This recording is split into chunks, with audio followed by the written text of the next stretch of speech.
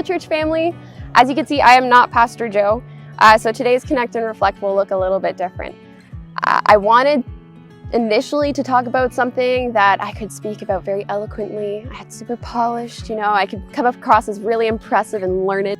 But instead, I'm going to talk about something that I'm still processing, I'm still working through, because it's okay to have unanswered questions and kind of sit in that tension. And that topic is God's approval. Approval is something that I think we all deeply desire in one way or another, especially if you're a people-pleasing perfectionist like me. Approval, whether it's like some kind of security or recognition from somebody that I respect, has always been a huge motivator for me. But through the years, I've definitely tried to shift my focus from, looking for the approval of people to looking for the approval of God. And that's a good thing. I think it's something that is beautiful. And, Paul says in Galatians 1 verse 10 that, if he was looking for the approval of man and not of God, then he wouldn't be a servant of Christ. He recognizes that human approval can become this idol if we're not careful.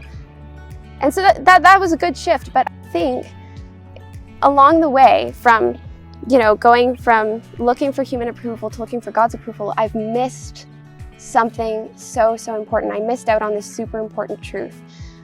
See, I think as I was striving so hard to have the right focus, to have the right perspective in everything I was doing, I started to see God's approval as the exact same kind of thing as human approval. Something transactional, something to be earned. And that's just not the case. In fact, it's in a whole other category. If we talk about life like a race, say a couple years ago, human approval was my finish line. It is what I was looking for.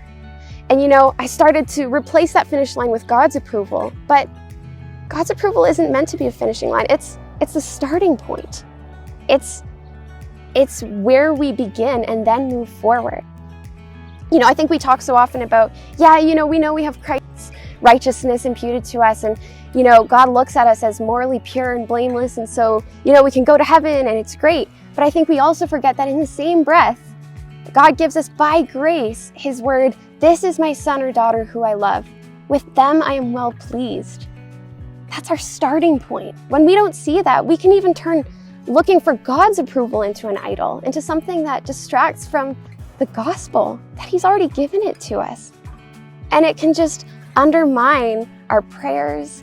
It could undermine our search to, bring people to Christ and to give generously, because ultimately we're all doing it not out of a place of love, but to earn love. And that could steal so much joy and freedom from everything that we do. So please, do not buy into the lie that you have to earn something that God has given you already by his grace. And here's something to ponder, as you go throughout the week. God's grace is relational, not merely transactional. And here's a question. If God's approval is our starting point and not our finish line, then what's the actual finish line of the Christian life? What is that race that the Apostle Paul always talks about running? Just food for thought. Anyway, hope you guys have a good week.